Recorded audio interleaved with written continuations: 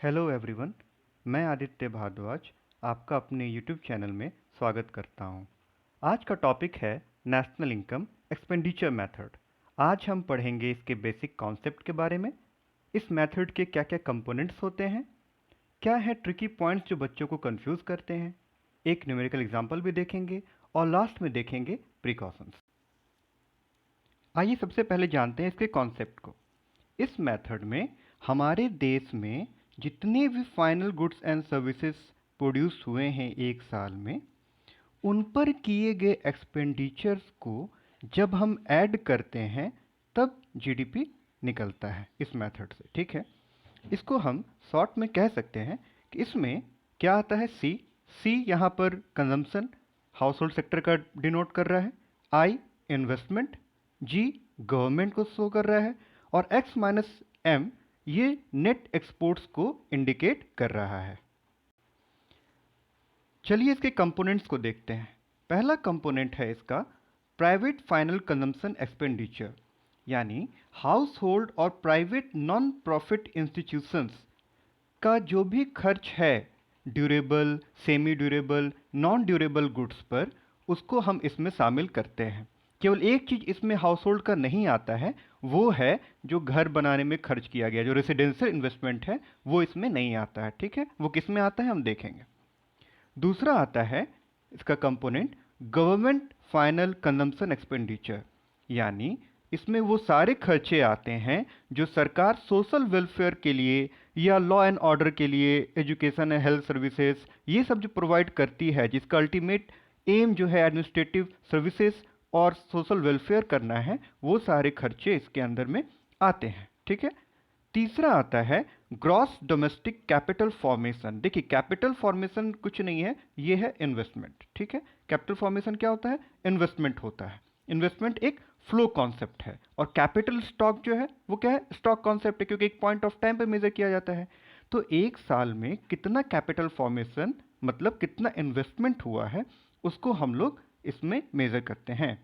इसमें चार major types of investment है। पहला है बिजनेस फिक्स इन्वेस्टमेंट, यानी जो बिजनेस फर्म्स हैं, जो एंटरप्राइजेज हैं, वो जो खर्चे करती हैं फिक्स एसेट्स में, कैपिटल गुड्स में, फिक्स नेचर के, उनके इन्वेस्टमेंट को इसमें शामिल करते हैं। दूसरा है रेसिडेंशियल इन्वेस्टमेंट, जो मैंने कहा था कि हाउस होल्ड के द्वारा केवल एक यही खर्च है जो इन्वेस्टमेंट में आता है, बाकी सब किस में आता है? प्राइवेट फाइनल कंजम्पशन एक्सपेंडिचर में आता है। तीसरा है पब्लिक इन्वेस्टमेंट। पब्लिक इन्वेस्टमेंट जैसे गवर्नमेंट जो खर्चे कर रही है, रोड बनवा रही है, ठीक है, स्कूल्स एंड कॉलेजेस बनवा रही है, हॉस्पिटल्स बनवा रही है, ब्रिजेस बनवा रही है, ये सारा जो है वो पब्लिक इन्वेस्टमेंट में आता है। इन तीनों को जब हम ऐड कर देते हैं ना, तो आता है gross domestic fixed capital formation. देखिए ये जो वर्ड फिक्स्ड है ना, यही दोनों को डिफ्रेंशिएट कर रहा है। ग्रॉस डोमेस्टिक कैपिटल फॉर्मेशन का दो पार्ट है, एक है gross domestic fix capital formation यानी फिक्स पोर्शन, और इसका वेरिएबल पोर्शन कौन सा है? इन्वेंट्री इन्वेस्टमेंट यानी चेंज इन स्टॉक, यानी closing stock minus opening stock. आपने पढ़ा है, आप जानते हैं इसको। ठीक है, यानी ग्रॉस डोमेस्टिक कैपिटल फॉर्मेशन को हम दो पार्ट में बांट सकते हैं। Gross domestic fix capital formation, जिसमें ये तीनों चीज़ें आती हैं, business fix investment, residential investment और पब्लिक इन्वेस्टमेंट। और एक कंपोनेंट इसका होता है इन्वेंट्री इन्वेस्टमेंट, जिसको चेंज इन स्टॉक भी कहते हैं। चौथा कंपोनेंट है नेट एक्सपोर्ट्स, जिसमें एक्सपोर्ट्स माइनस इंपोर्ट्स आता है। ऐसा हम क्यों करते हैं ये जानिए। देखिए प्राइवेट फाइनल कंजम्पशन एक्सपेंडिचर में या गवर्नमेंट फाइनल कंजम्पशन एक्सपेंडिचर में ऐसे खर्चे आए हैं जो गवर्नमेंट ने या हाउस होल्ड ने किया है, वो ऐसे गुड्स पे भी या सर्विसेज पे भी इन्होंने खर्च किया है जो हमारे देश के बाहर प्रोड्यूस हुए हैं। जैसे अगर आप अमेरिका में बने आईफोन पर खर्च कर रहे हैं, तो वो प्राइवेट फाइनल कंजम्पशन एक्सपेंडिचर का हिस्सा तो है, लेकिन ये हमारे देश में प्रोड्यूस नहीं हुआ है। और हम एक्सपेंडिचर मेथड से मेजर क्या कर रहे हैं? हमारे देश में जितने गुड्स एंड सर्विसेज प्रोड्यूस हुए हैं, भले उनका कंजम्पशन हमारे देश में हो, चाहे उनका कंजम्पशन देश के बाहर हो। अमेरिका में बना हुआ आईफोन का कंजम्पशन हमारे देश में भले हो रहा है, वो हमारे देश के प्राइवेट फाइनल कंजम्पशन एक्सपेंडिचर का हिस्सा ज़रूर है, लेकिन ये इंडिया में बना नहीं है, इसीलिए हम इसको इम्पोर्ट्स कहकर इससे घटा देंगे। ठीक है, इसलिए हम इंपोर्ट्स को घटाते हैं क्योंकि इंपोर्ट्स क्या शामिल करता है? इंपोर्ट्स वैसा फाइनेंस एक्सपेंडिचर शो कर रहा है जो foreign made goods and services पे किया गया है। ठीक है, जो हमारे एक्सपेंडिचर मेथड से जो हम जीडीपी निकाल रहे हैं उसमें शामिल नहीं होगा इंपोर्ट्स, इसलिए हम घटा देते हैं। अब हमने एक्सपोर्ट्स को क्यों ऐड किया? देखिए, एक्सपोर्ट्स हमारे देश में बने गुड्स एंड सर्विसेज हैं जो कंजम्पशन कौन कर रहा है? जिसका कंजम्पशन कर रहे हैं विदेश में। जैसे हम अपने इंडिया से दवा भेज रहे हैं और अमेरिका के लोग उसको कंज्यूम कर रहे हैं, तो ये गुड्स एंड सर्विसेज, ये गुड्स प्रोड्यूस कहाँ हुआ? ये दवा प्रोड्यूस कहाँ हुआ? हमारे देश में। तो ये हमारे देश के जीडीपी में आना चाहिए एक्सपेंडिचर मेथड से। ठीक है, क्योंकि ये यहाँ पे प्रोड्यूस हुआ है। लेकिन जब हम ये तीनों को ऐड कर रहे हैं तो इसमें ये शामिल नहीं हो रहा है, क्योंकि ये तीनों क्या बता रहा है? जो हमारे देश के बिजनेस, जो एंटरप्राइजेज हैं, जो हमारे देश के हाउस होल्ड हैं या गवर्नमेंट है, इनने कितना खर्च किया है। तो इनके खर्च में हमारा एक्सपोर्ट वाला सामान तो होगा नहीं, क्योंकि ये उस पर खर्च कौन कर रहा है? हमारे देश के बाहर के लोग खर्च कर रहे हैं। इसलिए हम एक्सपोर्ट्स जोड़ते हैं, क्योंकि ये हमारे देश के फाइनल कंजम्पशन एक्सपेंडिचर में शामिल नहीं है, ये दूसरे देश के लोगों के फाइनल कंजम्पशन एक्सपेंडिचर में शामिल है, लेकिन प्रोड्यूस हमारे देश में हुआ है, इसलिए हम एक्सपोर्ट्स को ऐड करते हैं। देखिए, कॉन्सेप्ट जानना बहुत ज़रूरी है। केवल न्यूमेरिकल सॉल्व करने के लिए आप कंपोनेंट्स को याद कर ले, रट ले, ये आपका पर्पस सॉल्व नहीं करता है। जब आप कंपोनेंट्स को समझते हैं कॉन्सेप्चुअली, तो आप कभी भी न्यूमेरिकल गलत नहीं करेंगे। एक्सपेंडिचर मेथड से निकल कर क्या आता है? इससे निकल कर आता है जीडीपी एट मार्केट प्राइस। यानी हम चारों कंपोनेंट्स को अगर ऐड कर देते हैं, private final consumption expenditure, government final consumption expenditure, gross domestic capital formation plus net exports को जब हम ऐड करते हैं तो क्या निकल कर आता है? GDP at market price. ठीक है, अब हम डिस्कस करेंगे कुछ ऐसे ट्रिकी पॉइंट्स को जो बच्चों को बहुत कंफ्यूज करते हैं। ठीक है, ये सब आप जान जाओगे तो न्यूमेरिकल कभी गलत नहीं करोगे। पहला है ग्रॉस डोमेस्टिक कैपिटल फॉर्मेशन। देखो, इसका दो पार्ट है।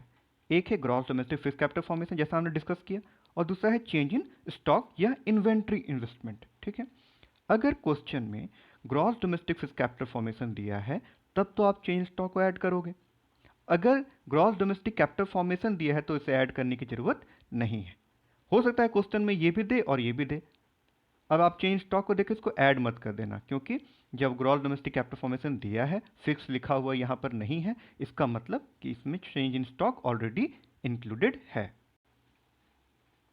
कभी कभी क्या होता है ना कि क्वेश्चन में दिया रहता है नेट डोमेस्टिक कैपिटल फॉर्मेशन। अब देखिए, यहाँ पर नेट है ना, तो आपका अभी जो हमने बताया ना कि एक्सपेंडिचर मेथड से क्या निकलता है? GDP at market price. वो जो ग्रॉस है ना यहाँ पे जीडीपी एट मार्केट प्राइस में, वो किससे आता है? ग्रॉस डोमेस्टिक कैपिटल फॉर्मेशन से। तो अगर क्वेश्चन में नेट डोमेस्टिक कैपिटल फॉर्मेशन दिया है तो सबको ऐड करोगे तो क्या निकल के आएगा? NDP at market price. क्यों? क्योंकि ये ग्रॉस और नेट किस पे डिपेंड करता है कि आपके क्वेश्चन में क्या दिया हुआ है, ग्रॉस डोमेस्टिक कैपिटल फॉर्मेशन या नेट डोमेस्टिक कैपिटल फॉर्मेशन। ठीक है, अगला पॉइंट जो है कंफ्यूजिंग, वो है कभी कभी नेट इंपोर्ट्स दिया रहता है। नेट इंपोर्ट्स दिया तो माइनस में दिया हुआ नहीं होगा, लेकिन आपको इसको घटाना होगा। जैसे आपने नेट एक्सपोर्ट्स को ऐड कर दिया ना, वैसे ही नेट इंपोर्ट्स अगर 20 भी दिया है ना तो आप सीधे -20 कर दोगे। यहाँ नेट इंपोर्ट्स लिखा हुआ है, मान लो नेट इंपोर्ट्स अगर लिखा हुआ है 20, तो आप अपने आप मान लो कि ये माइनस ही है, क्योंकि नेट इंपोर्ट्स मतलब import is greater than export. ठीक है, तो आप क्या करोगे? तब फॉर्मूला वही होगा, जीडीपी एट मार्केट प्राइस निकलेगा, private final consumption expenditure, government final consumption expenditure, gross domestic capital formation minus net imports हो जाएगा। ठीक है, कभी कभी क्या होता है कि net domestic fix capital formation दिया हुआ है। ठीक है, नेट डोमेस्टिक कैपिटल फॉर्मेशन तो हम समझ गए, net domestic fix capital formation है। अगर हमको इसको ग्रॉस डोमेस्टिक कैपिटल फॉर्मेशन में कन्वर्ट करना है तो सबसे पहले हम फिक्स को हटाने के लिए क्या करेंगे? चेंज इन स्टॉक को ऐड करेंगे। जानते हैं ना, फिक्स को हटाना होगा तो क्या करना होगा? चेंज इन स्टॉक को ऐड करना होगा। ठीक है, और हमें नेट को ग्रॉस में कन्वर्ट करना है तो हम क्या करेंगे? डेप्रिसिएशन को ऐड कर देंगे, तो अल्टीमेटली क्या निकल जाएगा? Gross domestic capital formation. ठीक है, अब एक एग्जांपल देखते हैं। ये क्वेश्चन सीबीएसई 2019 में आया था बोर्ड एग्जाम में। देखिए, नेशनल इनकम दिया है, ग्रॉस डोमेस्टिक कैपिटल फॉर्मेशन दिया है। ठीक है, तो अब सीधा सीधा दिया है हमें, ना फिक्स दिया हुआ है ना ये नेट है, तो सीधा सीधा फॉर्मूला में बैठा देना, कोई दिक्कत नहीं। अगर यहाँ नेट रहता तो फिर हमें उसको क्या करते, तब हमारा एनडीपी एट मार्केट प्राइस निकलता। Net factor income from abroad दिया हुआ है, नेट इनडायरेक्ट टैक्सेस दिए हैं, नेट एक्सपोर्ट दिया है, प्राइवेट फाइनल कंजम्पशन एक्सपेंडिचर दिया है और कंजम्पशन ऑफ फिक्स कैपिटल दिया है। निकालना क्या है हमें? Government final consumption expenditure. तो सिंपल है, आप सबसे पहले नेशनल इनकम से क्या निकालोगे? नेशनल इनकम दिया है ना, नेशनल इनकम से हम सबसे पहले इसको कन्वर्ट करेंगे जीडीपी एट मार्केट प्राइस में। उसके बाद फिर हम अपना फॉर्मूला सेट कर देंगे तो आराम से गवर्नमेंट फाइनल कंजम्पशन एक्सपेंडिचर निकाल लेंगे।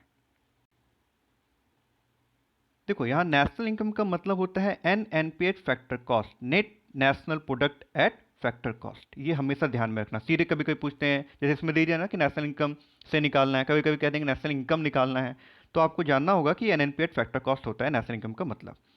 सबसे पहले हम किससे फैमिलियर हैं? जीडीपी एट मार्केट प्राइस से फैमिलियर हैं, क्योंकि एक्सपेंडिचर मेथड से क्या निकलता है? GDP at market price. तो सबसे पहले जो गिवन है ना नेशनल इनकम, उसको हम कन्वर्ट कर देंगे जीडीपी एट मार्केट प्राइस से। कैसे? लेफ्ट साइड में हमने लिखा है जो हमें चाहिए और राइट साइड में हमने लिखा है जो हमारे पास है, यानी एनएनपी एट फैक्टर कॉस्ट।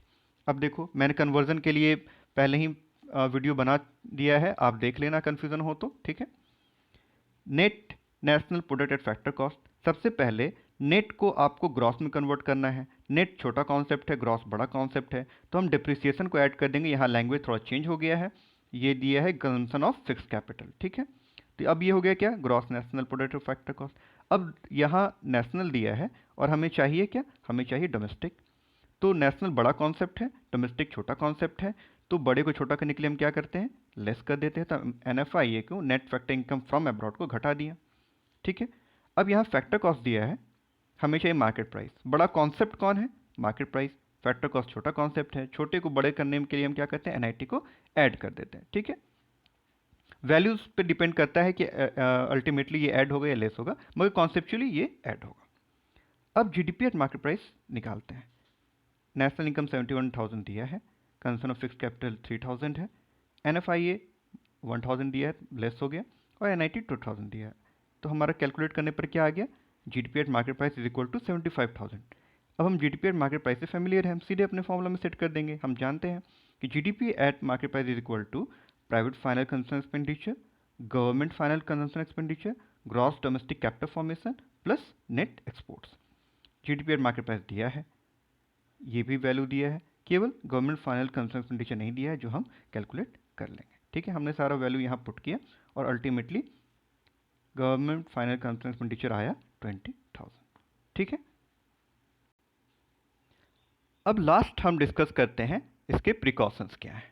पहला है, सेकेंड हैंड गुड्स पे जो भी खर्च है वो शामिल नहीं होगा, ठीक है। आपने किसी और से कोई चीज़ खरीदा, कोई कार खरीदी पुरानी, तो वो दोबारा ऐड नहीं होगा, क्योंकि कार जिस साल प्रोड्यूस हुआ था, मान लो ये 2017 मॉडल का कार है, तो ये 2017 के ही एक्सपेंडिचर प्रोडक्शन में वो एडेड है, तो आप दोबारा इसको ऐड नहीं करोगे, डबल काउंटिंग होगा।